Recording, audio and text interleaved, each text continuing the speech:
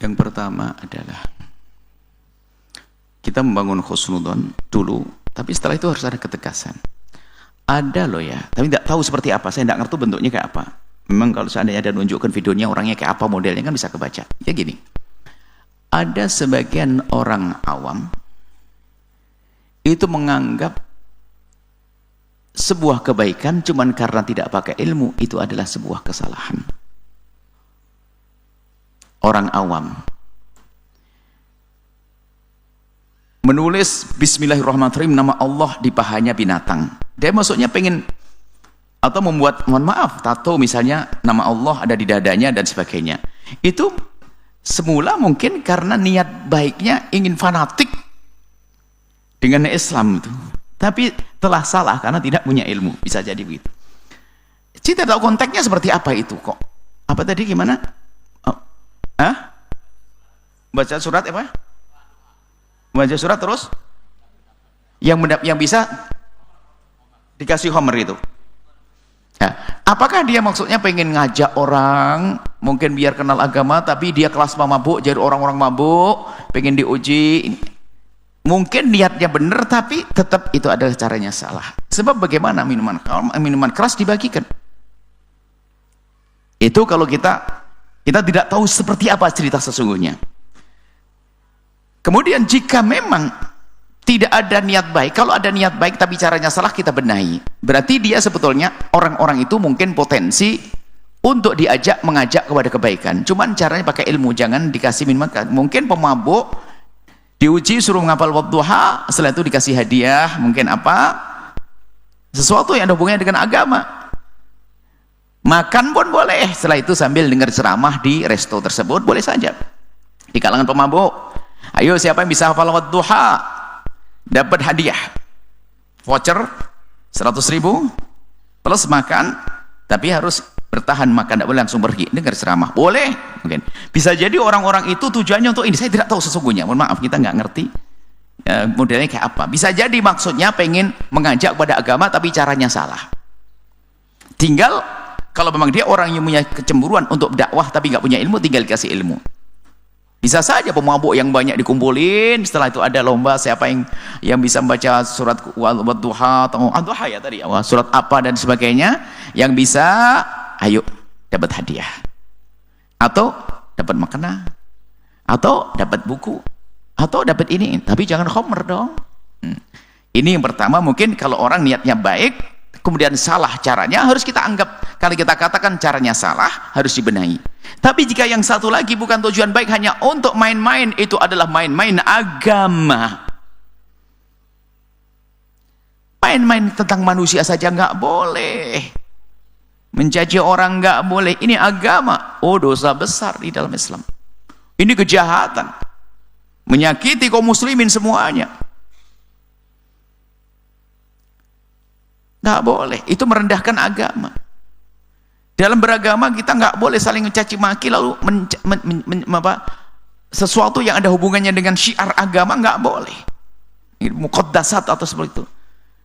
Sampai Anda pun sebagai seorang muslim tidak boleh loh ya mencaci sesembahan orang di luar Islam, nggak boleh. Anda merendahkan cara ibadahnya orang di luar Islam. Kalau masalah kajian ilmiah menjelaskan ini nggak logis dan sebagainya itu, tapi di lingkup kita nggak boleh kita merendahkan. Tapi kalau tujuannya merendahkan sampai Al-Quran, na'udzubillah, kalau dia dengan niat merendahkan langsung keluar dari iman, murtad ya, dan dosa besar. Dan hendaknya wajib dihentikan, baik dengan cara yang salah yang pertama, karena tidak ngerti tinggal diajari saja, mungkin dia pejuang hebat, atau orang kaya pengen membawa orang pada kebaikan yang tadi yang pertama, atau memang dia motifnya adalah hanya untuk main-main. Kami ingatkan, kalau ingin main-main buat konten dan sebagainya, jadilah orang cerdas, ya hamba Allah.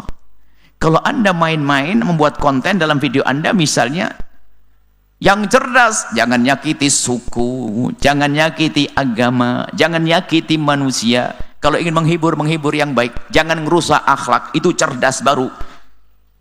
Orang buat konten yang hebat itu adalah konten yang dibuat adalah menarik, tapi tidak merusak kemanusiaan, tidak merusak akhlak, tidak merusak iman, tidak merendahkan agama, itu baru. Dan kita perlu orang-orang cerdas. Paling tidak membuat konten merendahkan manusia. Karena kan ada orang pengen viral nyaci suku.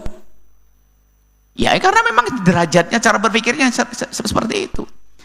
Cuman yang mendengar suara ini orang cerdas, termasuk barangkali memang itu adalah seorang suka buat konten. Ayo cerdas dong, konten Anda pasti bermanfaat, hebat. Viral, bermanfaat, tidak merendahkan kemanusiaan, tidak merendahkan akhlak, tidak merendahkan agama. Harus begitu dong. Orang cerdas. Anak muda gak cerdas, membuat kerusakan tanpa ia sadari. Bangkitlah ayo anak-anak cerdas. Gunakan kecerdasanmu. Katanya pernah kuliah di kampus. Cerdas dong. Masa nyakiti orang itu dianggap sebagai sebuah kebaikan? Buat konten merendahkan suku, buat konten merendahkan agama, buat konten berarti perlu dibangun kecerdasannya. Dan itu tanpa ia sadari adalah perusak di negeri. Yang suka, mohon maaf, yang suka membuat konten mencaci maki suku adalah pemecah belah. Mencaci maki agama, memecah belah. Termasuk tadi main-main kayak begitu adalah membuat kerusakan, membuat orang marah, orang Islam marah. Biarpun dirinya seorang muslim juga. Pada zaman Nabi ada juga orang muslim yang mengganggu orang muslim, harus kasih sanksi kok. Kurang lebih seperti itu, tolong ya. Kami ingatkan pada anak muda, mungkin hari ini kan hari zamannya medsos, pastikan medsos yang kalian tekuni wahai anak muda tidak merendahkan dirimu. Ada seorang pernah merendahkan dirinya, auratnya diumbar, nggak cerdas dia.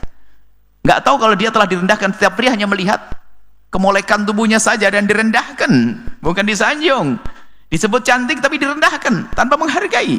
Nah, Anda wanita harus cerdas dong. Jangan membuat konten-konten yang merusak diri Anda, menjatuhkan Anda. Anda cerdas. Kalau cerdas, terhormat, baik, mulia, membangun kemanusiaan, akhlak, iman, tidak merendahkan agama. Perusak persatuan, kesatuan negara Republik Indonesia itu yang munculnya orang-orang yang tidak pernah berpikir dan merasa, tidak pakai perasaan, ngomong ceplas-ceplos. Kita itu manusia tempat bersalah. Kami secara pribadi menjaga untuk tidak ngomong mencaci, tapi masih kepleset, namanya manusia kok. Bagaimana kalau kita tidak berhati-hati? Mohon maaf. Sampai hari ini pun saya ngomong begini, hati-hati jangan sampai ada tersakiti. Masih ada yang tersakiti. Lah kalau kita yang sudah menjaga saja kadang masih suka menyakiti, bagaimana kalau tidak menjaga lisan kita? Ayo kita semuanya. Pendidikan dari agama Nabi Muhammad adalah menjaga. Jangan membuat kerusakan, jangan buat percecokan, membuat keributan. Kalau ingin viral, kalau hanya urusan konten harus viral, yang viral yang bermanfaat, tidak merusak tadi kemanusiaan, agama, suku, sehingga Anda menjadi juru damai di negeri ini. Jadi dia adalah perusak. Orang-orang yang seperti itu mudah gelisah, mencaci, akhirnya itu nanti lihat antara pendukung dan yang ingkar berantem lagi, aneh. Kalau salah katakan salah ya Allah, biarpun itu bapakku, anakku, saudaraku. Kalau memang salahnya adalah salah yang belum dibenahi, kelompok yang pertama ya diingatkan. Tapi kalau salahnya salah dia sengaja ya dikasih sanksi. Itu tanda cinta kita dong, supaya dia tidak mengulangi lagi dan tidak ditiru oleh yang lainnya. Yang menjadi masalah hari ini adalah fanatik buta. Hanya karena saya tidak cocok dengan seseorang, maka siapapun yang dimusuhi orang itu harus aku bela. Kan repot. Sebetulnya nggak pengen membela anak-anak yang buat konten tadi. Dia cuman karena ini telah dikritik oleh orang-orang yang kebetulan saya tidak senang dengan mengkritik, lalu saya pura-pura saya menjadi pembela dia. Ini kan hawa nafsu. Anggap saja ini anak, ini anak-anak muda yang buat konten ini dianggap salah, lalu banyak mengkritik. Gara-gara saya tidak cocok dengan mungkin ormas atau apa yang gua mengkritik, gara-gara saya tidak senang dengan ormas ini, langsung saya menjadi pembelanya. Nah ini kan nggak jujur dia. Di barisan orang membela. Ini model ini. Sehingga musuhi ulama, apaan ulama keras, ulama ndak kurang ngopi kayak atau macam-macam, kadang-kadang macam-macam komentarnya. Jadi hati-hati, ayo kita jujur. Jadi dah juru damai ya Allah.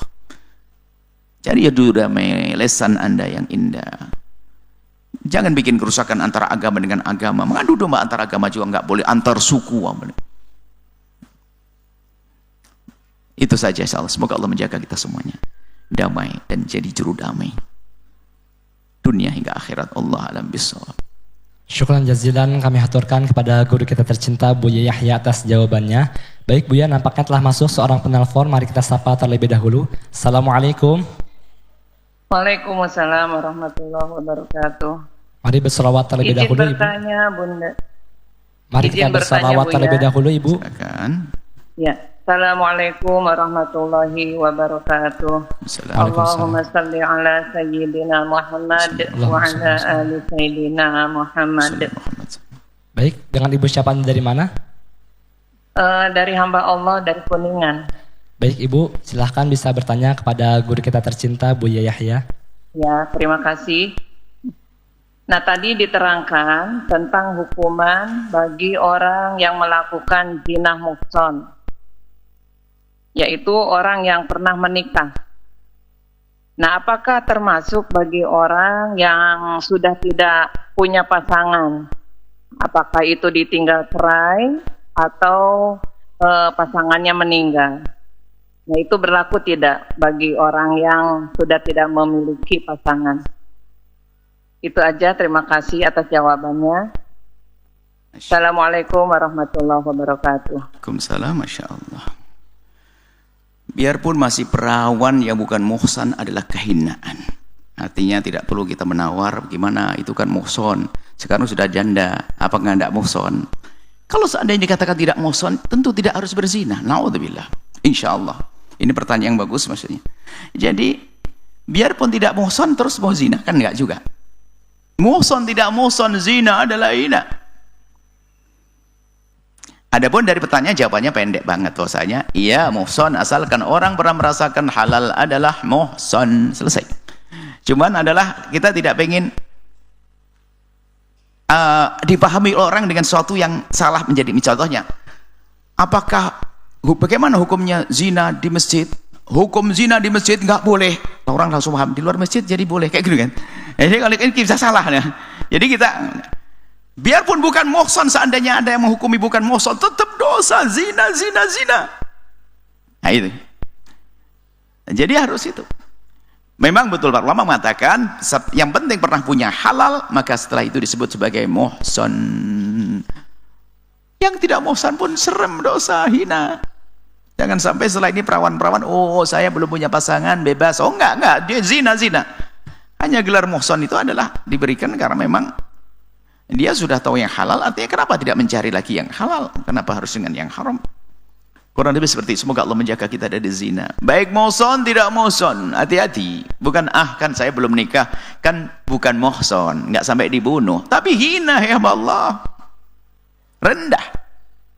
Hati-hati. Jangan sampai nanti mendidik, wah ini ada janda-janda dengar pula ini bukan muhsan lalu berzina, kan enggak ya? Naudzubillah. Enggak. Biarpun anda biarpun tidak muhsan yang perawan tetap hati-hati wahai anakku yang muda-muda yang belum pernah menikah. Hati-hati dosa, kehinaan.